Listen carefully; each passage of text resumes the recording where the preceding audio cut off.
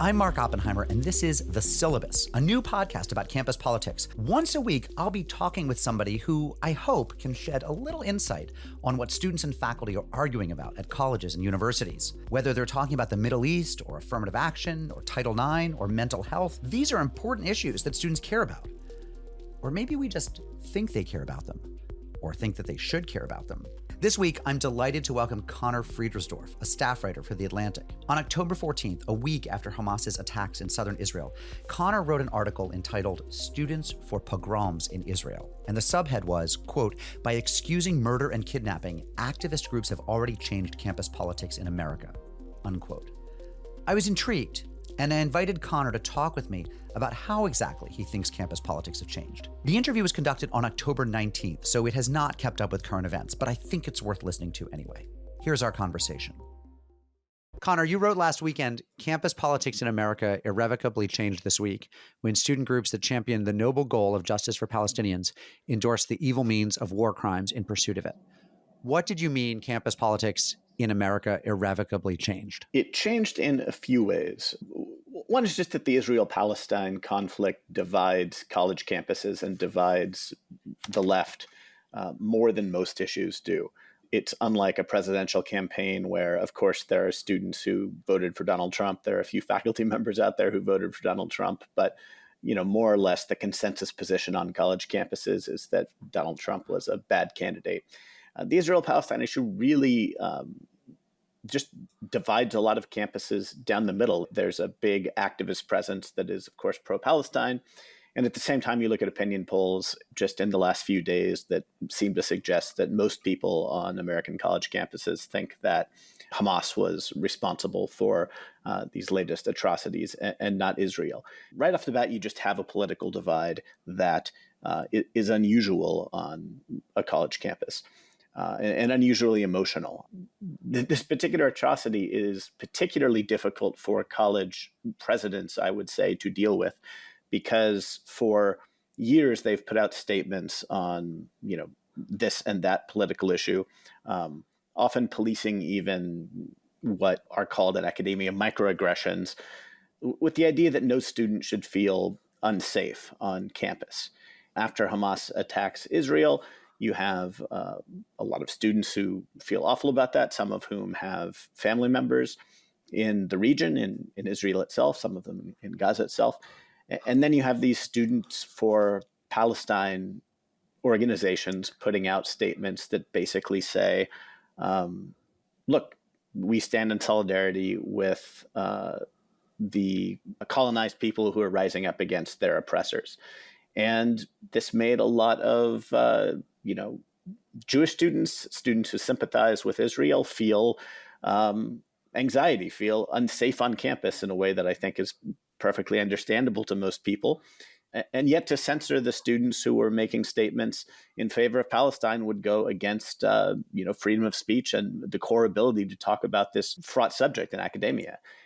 And so to me, it represented this break where the therapeutic university as it had operated until that point was just untenable in this particular controversy. What do you mean by the therapeutic university? I know this is something you've written a lot about, students' desire for a safe culture, for safe spaces, to be free from what they perceive or have learned to call trauma. How pervasive is that? Is that something like the Israel-Palestine conflict, which is most salient on elite campuses, or would you find it at a third-tier small town, state university, branch campus as well? I think that this attitude toward campus life, toward safe spaces, and emphasizing that everyone needs to feel a sense of belonging or a sense of home, it began at elite campuses. It began partly for ideological reasons. It began partly because students on elite campuses are, in a sense, consumers. And there are administrators who want to cater to their sensitivities for kind of consumerist reasons. But it really has trickled down to less elite institutions. I reported a story recently on the community college system in California, and the same kind of attitude has filtered all the way down to the lowest tier of public higher education in California, for example. And this is because it's kind of carried out through this bloated administrative apparatus that is increasingly vying with faculty members across the country for control of these institutions. And the ideology of this administrative apparatus is very much we're going to intervene in student life and interactions among peers, and we're going to kind of mediate it and try to reduce conflict and increase, I guess, feel-good vibes, if I could put it that way. So that's really interesting, because what you're saying is that all of a sudden the therapeutic administrative state bumps up against the pro-Palestinian feelings of a lot of students, and the pro-Israeli feelings of a lot of students as well. Not everyone's going to feel safe. Not everyone's going to feel nurtured on a campus where this is a huge issue. So what's going to break? What's going to give? I think that there is going to be some abandonment of the idea of safe spaces, although just today I saw that a group of Harvard faculty signed a statement objecting to, there have been trucks driving around with screens, with LED screens on the back of them around Harvard, showing the pictures of students who signed on to some of the Palestine statements and kind of publicly shaming them and calling them anti-Semites. This kind of pretty significant breach with normal practice on college campuses was one of the things that these Harvard faculty flagged and demanded that the president of Harvard put out a statement to make these particular students feel included and to denounce them. And so even in this moment when it's pretty clear that college presidents can't put out a statement that will make everyone happy, still faculty on both sides of this issue are calling on them to do so. But I think that more and more college presidents are going to kind of return to a bygone era when they kept insisting that the university is a place where people hold arguments, but it does not weigh in itself on the arguments. It's interesting that question of whether they should weigh in on arguments. On the one hand, I have tremendous sympathy for that. I don't really, and I never have cared what university presidents have said, even when I've been a student at universities or worked for universities, especially when we know that they're massaged by PR teams and lawyers and everything. And it's a PR strategy, not an actual expression of anyone's real feelings, right? But then I do wonder how far you push that. Yeah, I think that you're right to call attention to the idea that we needn't care what college presidents say. I'm kind of baffled by the degree to which student activists today are demanding that administrators make a statement. I was an undergrad from 1998 to 2002, and there were plenty of activists on campus, but their demands generally weren't administrator, validate my worldview. Instead, it was pay the dining hall workers more or something kind of tangible and specific. The fact that we all know that college administrators are responding to pressure when they make these statements, that they are PR to a large degree, means that they're a mechanism to signal who has power in the university. And I think that different factions receive them as such, receive them as a kind of cue of we have the juice to get the president to make it's a not statement about what of the this president sort. It's not about caring, is the president on my side? It's about demonstrating to the world we were able to lean on the president to say something sympathetic to our side. Right. And I think that ability to demonstrate power is the very reason why these statements shouldn't be made, which is to say, there are all kinds of chilling effects on college campuses that can get in the way of having the kinds of intellectual and truth-seeking and scholarly exchanges that you would want to see. I actually wouldn't even mind if a college president said, my personal opinion happens to be this, but I want to make clear that I want to hear from precisely people who disagree with me most, and I'm going to defend their free speech as much as anyone. A statement like that is fine to me. I don't actually care whether the president does or doesn't say their opinion. What I care about is foregrounding the ability to have these tough conversations. And to me, that's the most disappointing part of the reactions that we're seeing to the Israel-Palestine conflict right now. I've kind of been looking at different statements that college presidents have put out. And what I haven't seen yet is anyone who has put out a statement to the effect of, look, this is a tough and emotional time for many people. But one thing we do here in the university is we have a toolkit to seek truth and wisdom and knowledge, even at really tough and emotional times. And so I'm going to pull together, some of the resources that we have. I'm going to pull together some faculty members who can lend insight just into the facts of the matter, and so that people on all sides can kind of brush up on what we know, apart from our values and what our opinions might be. And I'm going to try to get some of these groups with very different views together with someone who is good at having mediated conversations that are truth-seeking even across difference. You'd think that universities would want to hold themselves out to be the one place in society where that can happen, the best place for that to happen. And yet, what I see is a lot of administrators who are taking more of a kind of we want to reduce all conflict as much as possible kind of approach. And these statements always read badly a year later. Go back and look at all the statements that came out in the aftermath of the death of George Floyd.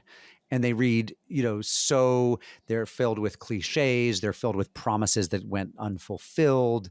They're filled with groupthink. They're the farthest thing you could imagine from sincere, thoughtful expressions of regret at his murder. Instead, they seem just market tested and banal and stupid. Insofar as this becomes an expected part of the job of a president of a university, then you begin to hire for people who are good at this. And is that really the competency that we want to be selecting for? I say no, we want to be selecting for almost anything else would be better than that. I'm always struck by the fact that in America, we presume that college students are, in a sense, actual children. In other words, a discourse that might be really meaningful when talking about 11 or 12-year-olds, which is there's certain things you do want to shield them from. There's certain things that they're old enough and strong enough to have access to. And parents and teachers should be making thoughtful decisions about what images we expose them to. They're not really fully capable of making those decisions on their own. If they're traumatized, they might not know how to talk about it. In other words, we're treating 18-year-olds as if they're 12 rather than treating them as people who are old enough to enlist or get married. I think that's a pretty American phenomenon.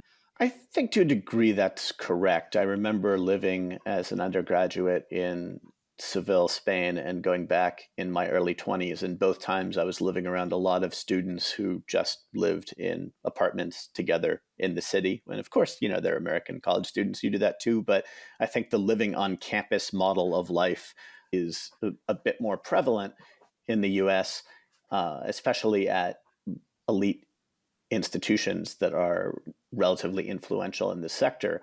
And this has come along with just a tremendous growth in this apparatus of student life administrators who are there to manage everything from, you could call it user experience, to conflict resolution. I don't want to say it's entirely unjustified, because you do have, 19, 20, 21-year-olds who are living away from home for the first time and experimenting with drugs and alcohol, some of them for the first time. This is a group of people demographically who are at higher risk of the onset of certain kinds of psychiatric conditions.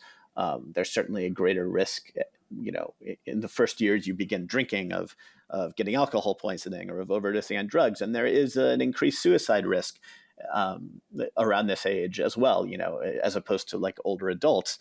And so I don't have any objection to having an apparatus on campus where you can go and talk to, for example, a psychologist if you need to. What I would say, the message that I would give if I were in the position of a college president or a dean of students is, look, if you're going through a rough time for whatever reason right now and you need to seek out resources, we have them there for you. But that's going to be an anomaly. And for the most part, we expect students to be able to handle a robust exchange of ideas, even on fraught subjects. And most of you are perfectly capable of that. And if you aren't capable at this moment, part of our job is to get you in a position where you're back to being capable of doing that. And that's our goal. Instead, the implicit message I hear from a lot of these institutions and administrators is, of course, it's perfectly understandable that most of you would be unable to engage with, a robust exchange of ideas. And it's, I think it winds up being infantilizing, and it dovetails oddly with a social media environment where all of these students are exposed to all the most horrific things in the world in their news feeds or their Twitter streams or on TikTok or whatever, kinds of images that none of us were exposed to 30 years ago. And it's not as if these administrators are clamoring to keep their students from social media. Going forward, you've written that a kind of consensus has been shattered, that the campuses are going to change. This center will not hold. You can't have a climate that protects people's feelings and that emphasizes security and safety, and also have the kind of activist climate we have now. What's going to change? Is anything going to change? Is anything going to change administratively? Do you think that colleges or universities are going to have to do something different? I think one thing that's already changed is a few college presidents have already put out statements that say, hey, expect fewer statements from us in the future. We're not going to weigh on these things as much. Stanford was the most prominent to do this. And I saw a couple of others as well, in part because something we've already seen as well with this story unfolding is big donors writing, especially at the University of Pennsylvania for some reason, and saying, hey, we don't like the way that you have handled this. You put out all these statements in the past about every little thing. Now we sense a double standard with this Israel thing. We're not going to give you our money anymore. And whether any given instance of that is correct or incorrect, I think that direct donor pressure is going to change the way administrators talk in their very risk-averse public-facing comments. It's a bit harder to know at the student life level how people are going to react. But I suspect just because there are these intractable differences between different camps on campus, some of whom lean more toward Israel and others lean more toward Palestine in this conflict, you're just going to have more pushback when the therapeutic university is invoked on either side. But, I can't say for sure. Who knows what'll happen. Conor Friedersdorf of The Atlantic Magazine and theatlantic.com, thank you for talking with me. My pleasure. Thanks for having me.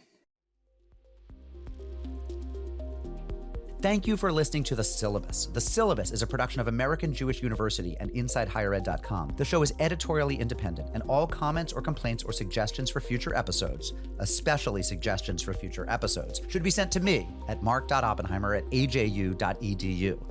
The show is produced by me with Alyssa Silva and is edited by Jacob Kaufman, and our team also includes Tessa Grasso, Amelia Hamill, and Sherry Hirely. Remember to like and subscribe and rate us, and join us next time on The Syllabus.